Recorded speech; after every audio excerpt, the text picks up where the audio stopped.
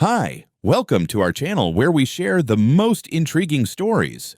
When Milo Vance returned to his lakeside cabin, he expected silence and pine-scented peace. Not a war, but a power-hungry HOA president had other plans. What began with a note on the door soon spiraled into theft, trespass, and a courtroom showdown. This is how one man fought back and won. I arrived at the cabin just before dusk, the last of the golden light spilling through the long-leaf pines that lined the gravel road. It had been 5 months since my last visit, but everything looked exactly the way it should, quiet, still, untouched. The front porch creaked beneath my boots like it always had. The screen door groaned just a bit too much on its hinges, and the scent of pine needles and old wood hit me like a long-lost friend. I killed the engine on my pickup, stepped out, and just stood there for a minute, soaking in the silence that only lake country can offer, the kind of silence no one tries to control. I was halfway to the front door with my gear bag slung over one shoulder when I noticed the note. A clear plastic sleeve, duct-taped dead center to the wood like it had every right in the world to be there. I tore it off with one hand and read the typewritten message. My name nowhere in sight. In the interest of community safety, Lakeshore Haven HOA requires a full set of keys to your property to conduct emergency inspections when needed. Access must be granted by the end of the week. Sincerely, Karen Goodwell, President, Lakeshore Haven HOA.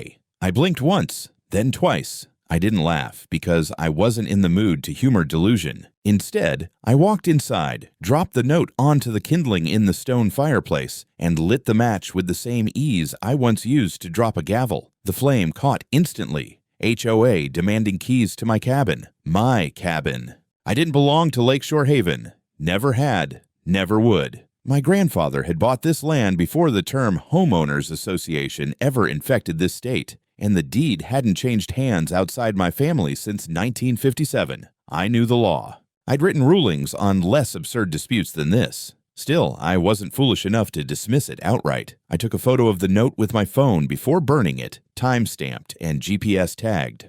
Then I poured myself a bourbon, checked the locks, and sat outside on the deck to enjoy the last breath of daylight sliding over the water. On the opposite shore, a neat little row of white houses dotted the ridge, Lakeshore Haven. And right in the middle, I spotted her, short gray hair, standing perfectly still on her dock, binoculars to her face. Even from this distance, I'd bet my boots it was Karen. I waved. She didn't wave back. I slept light that night, not out of fear, but out of sheer habit. Years on the bench will train your nerves to sit tight and wait. At sunrise, I brewed coffee, grabbed my shotgun just in case any coyotes got curious, and strolled down to the boat shed. And that's when I saw it. A brand new metal fence, galvanized steel, maybe 6 feet high, ran from the left edge of my dock all the way around the back of the boat shed, enclosing it like a zoo exhibit. My boat was still inside.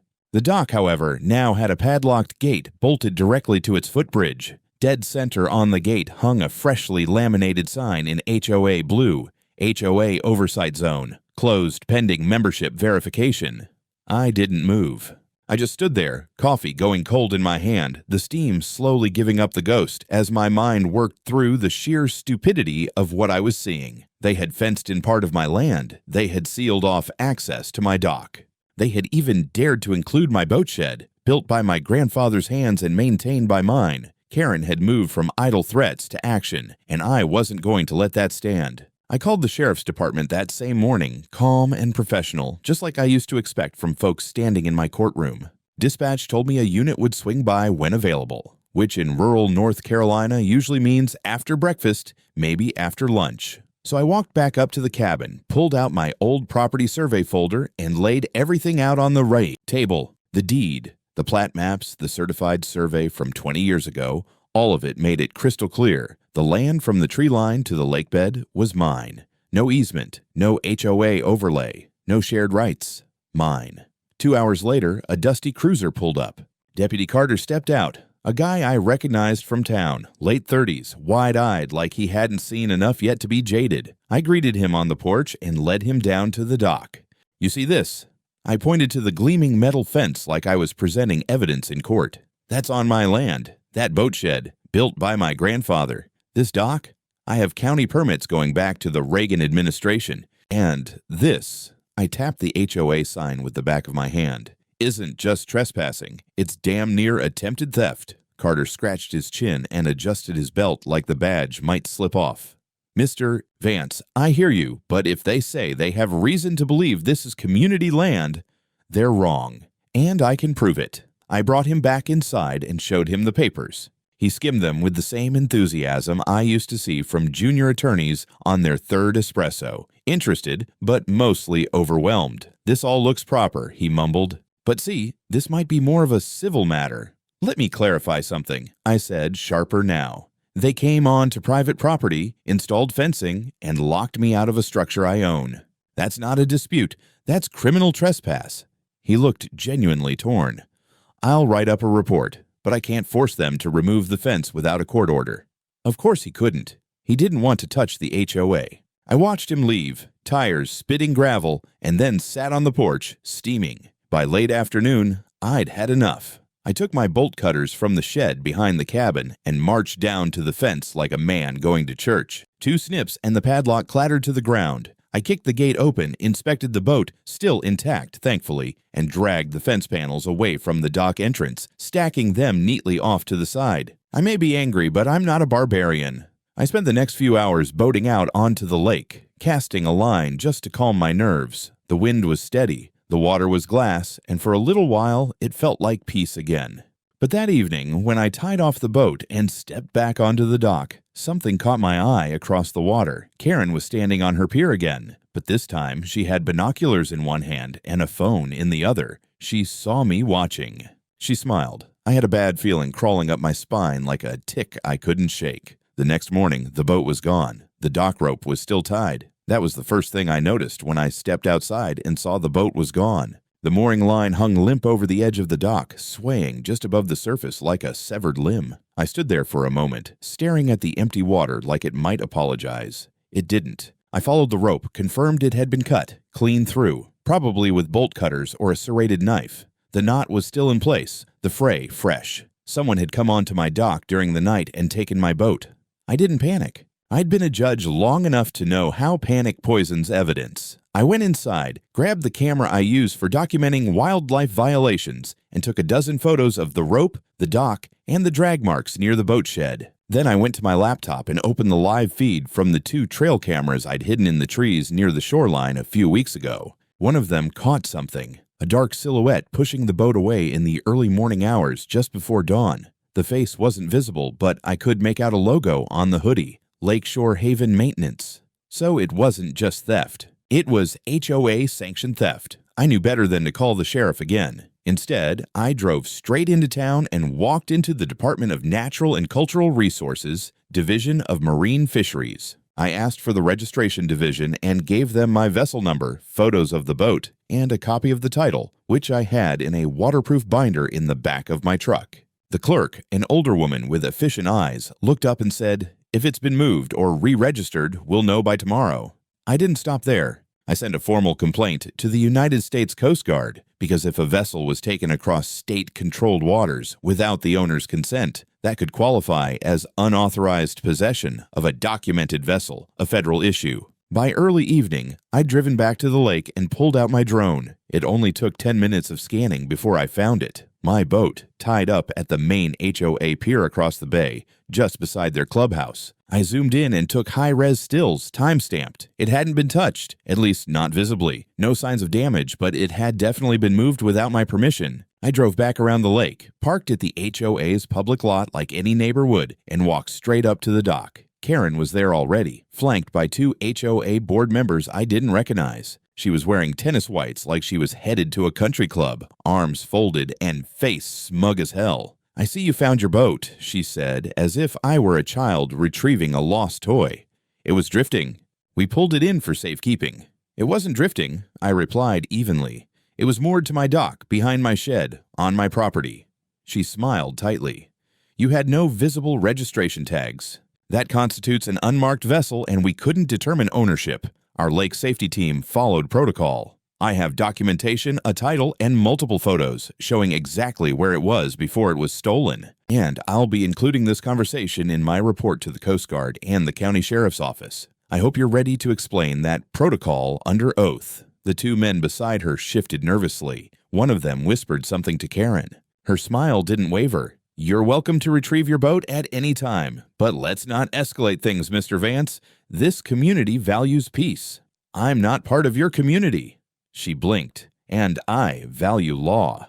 Let's see which one prevails." I turned and walked off the dock without another word. In my mind, the line had been crossed twice over. First, they fenced me in. Then they took what was mine. Now they'd given me everything I needed to burn their defense to the ground. I was gone for less than 48 hours. A court scheduling conference back in Wilmington had popped up unexpectedly. Nothing serious, just one of those procedural dance steps the legal system loves. I locked up the cabin, secured the shed, left motion sensors armed, and drove off, assuming that the worst had already happened. I was wrong. When I returned late Friday evening, the first thing I noticed was that the back gate of the fence had been disturbed. The lock I'd placed there was cut, clean through, the shackle twisted and lying in the dirt like a snapped wishbone. My stomach tightened as I stepped onto the porch. The front door was intact, but when I circled around, flashlight in hand, the back entrance told a different story.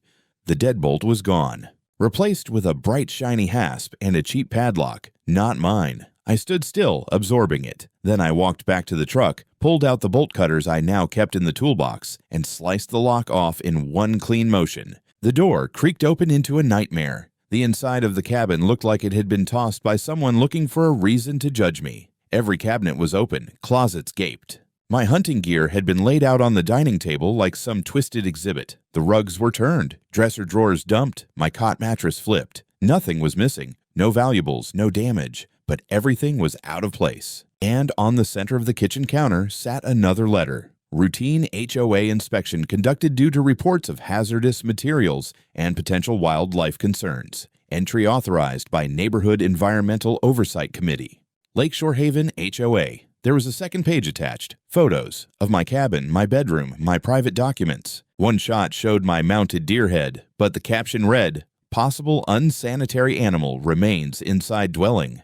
I couldn't breathe for a full 5 seconds. Not out of fear, out of sheer white-hot fury. This wasn't a misunderstanding. This wasn't overreach. This was a coordinated violation of privacy under the banner of community safety. A break-in dressed up in HOA stationery. I spent the rest of the night photographing everything. Footprints on the floorboards, pry marks on the window frame, the lock on the ground. I didn't sleep.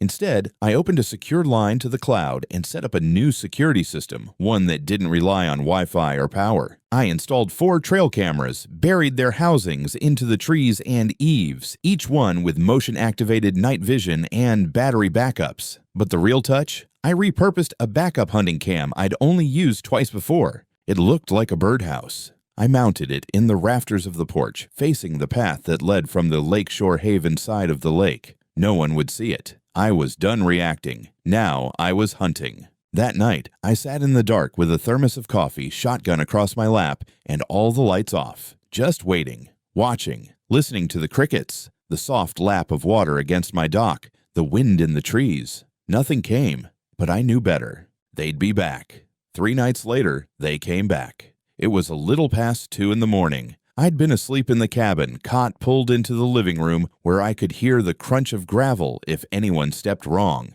The wood stove had burned down to coals. Outside, the wind was barely moving, just enough to tickle the chimes on the porch and make you second guess whether you'd really heard something. But I had. I didn't turn on the lights. Just slid out of bed, pulled on my boots in the dark, and checked the trail cam monitor I'd wired into an old tablet. A red indicator blinked. Motion detected. I tapped the feed. The birdhouse camera had picked up 3 figures slipping through the woods on foot from the eastern ridge, the HOA side. One was definitely Karen. Her gait was unmistakable, arms tight, head forward like she was marching into a PTA meeting she planned to dominate. With her were 2 men, one tall and lanky, the other with a gut big enough to shine in moonlight. They moved with flashlights low and whispered like amateurs. They weren't armed. That was good. I stepped outside with my rifle slung over my shoulder, the safety on. I didn't intend to use it, but optics mattered, and I needed them to remember whose land they were trespassing on. I circled behind them through the trees, fast and quiet. Years of deer hunting guiding my steps. They were at the boat shed, one of the men fumbling with a crowbar on my padlock toolbox while Karen leaned down to examine the base of the dock. I could hear her voice clearly now. He definitely moved the cameras. "Check under the steps," she said. "This is illegal," one of the men muttered. "He's not part of the HOA," Karen hissed. "That's why it's up to us. He won't comply. He'll crack if we build a case around public risk." I stepped out of the dark and flipped on my tactical flashlight, full beam. They froze. Karen squinted into the light. "Milo." I racked the bolt on my rifle slowly, clearly. The sound cracked through the silence like a bear trap snapping shut. "Step back from my property," I said. "Hands where I can see them, slowly." The taller man immediately threw up his hands. The heavy one dropped the crowbar and started backing away like a dog caught in the pantry. Karen, to her credit, or arrogance, held her ground. "We were conducting an inspection," she said, blinking like I'd interrupted her knitting circle. "You're escalating things needlessly." "Karen," I said calmly, "you've already committed felony trespass, unlawful entry, attempted vandalism, and conspiracy to intimidate. If I were you, I'd be more worried about what the DA calls burglary in furtherance of a civil conspiracy." Her face twitched. I pulled out my phone and called the sheriff. 3 trespassers, private property. I have footage. I have tools in their hands. I have verbal confirmation of intent. And yes, I'm armed. They're detained, not harmed. It took 20 minutes for the deputy to arrive, long enough for Karen to start sputtering about citizen authority and statutory oversight. I ignored her. When the patrol car pulled up, blue lights flashing through the woods, I handed the deputy the SD card from the birdhouse cam and pointed him straight to the dropped crowbar, the boot prints, the voice recording app still running in my coat pocket. Karen and her 2 stooges were loaded into the back of the car without further argument. As the cruiser pulled away, Karen turned her head, just enough to meet my eyes through the glass. She didn't look angry, she looked scared. The next morning, I woke up to 3 missed calls from an unknown number and 1 from Deputy Holcomb. I skipped the mystery line and called Holcomb back directly. He answered with a sigh, the kind you hear from someone already neck-deep in paperwork. "They lawyering up?" I asked before he could speak. 2 of them already did. Karen's still giving statements. "But Milo, it's not just about trespassing anymore. We looked through the footage. Your audio, the crowbar, the timeline. County prosecutors calling it attempted burglary and harassment. He wants to push forward with charges." I nodded, though Holcomb couldn't see me. "Good. But you've also got a problem." "Of course I did. She's saying you've been intimidating her, that you're building traps. She even gave us a packet of photos and emails." "What photos?" "She had interior shots of your cabin, claimed they were sent in by concerned neighbors. Some crap about code violations, hoarding, unsafe materials." I was silent for a beat. Then I spoke slowly. "Those photos were taken during an illegal entry while I was gone. No warrant, no permission. She says the cabin's part of an ecological easement, and since there's no clear fence line, she believed the structure was within Lakeshore Haven's extended boundary." I laughed, loud, bitter. "That's not how easements work, and she damn well knows it. Yeah, we're not buying it, but she's making noise, and HOA just voted an emergency budget for legal defense. The trap was snapping shut, and she was writhing." I told Holcomb I'd be filing official charges, then hung up and got to work. I printed out every image, document, and time-stamped recording I had. I compiled the footage from the night of the break-in and added highlighted annotations. I gathered the ownership records for my parcel, including the dock and shed, directly from the county GIS system.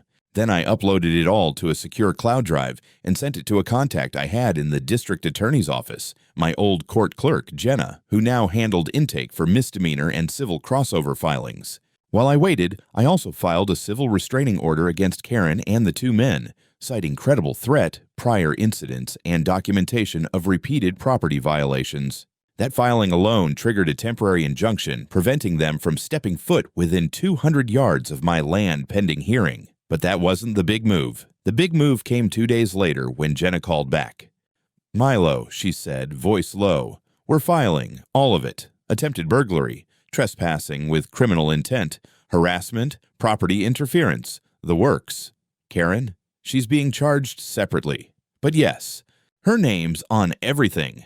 The same evening, a sheriff's cruiser pulled into Lakeshore Haven and served Karen with the summons. I wasn't there, but I heard from a neighbor that she screamed loud enough to wake the lake. I did get one thing, though. A voicemail. No name, no introduction, just Karen's voice. "You've made a terrible mistake. This lake needs order. And when it all falls apart, remember, you brought this on yourself." I saved the message. Then I forwarded it to Jenna. Court was set for the following week, but the damage to Karen's reputation began well before that. By Tuesday, a local newspaper, the Cape Fear Chronicle, had run a piece titled "HOA President Under Investigation for Trespassing, Harassment at Lakefront Property." The article didn't name me directly, but they quoted enough from the sheriff's office that anyone who knew the lake could piece it together. That same morning, HOA members started defecting, quietly at first. I got emails from 2 families on the Southern Bay apologizing for any misunderstandings and asking if I could share my footage in case they ever needed to protect their own property lines. Then it spread. Apparently, Karen had tried the same intimidation tactics on other lake homeowners in years past: threats of community violations, fake notices about mandatory fire inspections, even a fabricated citation about improper grass height near shoreline. I'd just been the first one to fight back publicly and legally. That week, 3 new complaints were filed against her. One of them included notarized testimony that Karen had paid for a drone inspection of a neighbor's yard without their knowledge and then tried to fine them for visual debris. The hearing came that Friday. It was held at the new Hanover County Courthouse. Small courtroom, plain oak benches, and the familiar soft hum of ceiling vents I hadn't missed since retirement. I showed up in jeans and a clean button-down. Karen wore a white blazer, stiff and immaculate, like she thought she was attending a charity gala. Her attorney was slick, young, the type who thought fast talk could outpace evidence. He tried to argue that HOA had a duty to enforce regional environmental stability and that their concern for safety had justified a proactive approach, especially with an unaffiliated landowner refusing voluntary participation. Then Jenna stepped in. She laid it all out, step by step. The land registry documents, the motion-triggered security footage, the photographic evidence of illegal entry, the crowbar, the voice recordings, the voicemail. And then she introduced a surprise exhibit, screenshots from the HOA group chat. Apparently, one of the defectors had handed over 2 years' worth of logs. In them, Karen openly discussed removing the lake rats, making it too uncomfortable for them to stay, and forcing compliance through strategic pressure. One message said, and I quote, "We'll start with Milo. He's isolated. Break him and the rest will fold." The room went silent. The judge leaned forward, eyes locked on Karen. "Do you deny writing this?" Karen didn't answer. Her attorney tried to object, but it was too late. The damage was done. The judge ruled immediately. Restraining order upheld, criminal case to proceed, civil suit allowed to move forward. He made a formal referral to the county prosecutor's office for escalation to full misdemeanor charges on all applicable counts. And then he turned to me. "Mr. Vance, we commend you for the thoroughness of your documentation. This court rarely sees such a well-structured evidentiary packet from private citizens. I hope your cabin brings you peace again." I nodded once. That was all I needed. As I left the courtroom, Karen didn't look at me, but her lawyer did. He looked like a man realizing he'd just boarded the wrong train. I didn't expect what happened next. The night after the court hearing, I was sitting on my porch with a glass of rye, watching the moon rise over Horseshoe Lake, when I saw lights flickering across the water. Not flashlights, not car beams. Fire. I dropped the glass and ran toward the dock. The glow was coming from the eastern shore, the HOA side, specifically the strip where Karen's boat dock and storage shack sat. The structure was already half engulfed, flames licking through the roof like the devil's fingers. I didn't call 911. I didn't need to. I heard the sirens already in the distance, closing fast. Instead, I just stood there on my own dock, arms crossed, feeling the heat radiate across the water. The next morning, I got a call from Deputy Holcomb. "Karen's place caught fire," he said flatly. "Started in her equipment shed. Fire department says likely cause was faulty battery storage for a pontoon boat, overloaded inverter, no proper venting." I didn't say anything. "She's blaming you." Of course she was. She claims the stress you put her through led to negligence. Says it wouldn't have happened if she hadn't been so emotionally destabilized by your legal harassment. "You mean by her arrest?" "Yeah," I chuckled. "Let me guess. She wants to file a countersuit." "Already did. Filed it at dawn." claims mental distress, reputational harm, and, get this, emotional arson. She invent that term herself? I'm pretty sure she did. I didn't take it lightly. Countersuits, even ridiculous ones, could drag you through months of legal sludge. But this wasn't her Hail Mary. This was her death spiral. She was spiraling hard, trying to regain control through chaos. It only got weirder. 2 days later, I got served. A man in a rental car pulled up to my driveway, handed me a thick envelope with a smug smirk, and said, "You've been named as a contributing factor in psychological harassment leading to a property disaster. Have a great day." I took the paperwork, read the first paragraph, and laughed so hard I had to sit down. It cited malicious ownership, excessive documentation, and failure to integrate with community harmony standards. It was so absurd I had to read it twice. That night, I called Jenna. "Please tell me this isn't real," I said. "Oh, it's real," she replied, "and it's gonna be beautiful."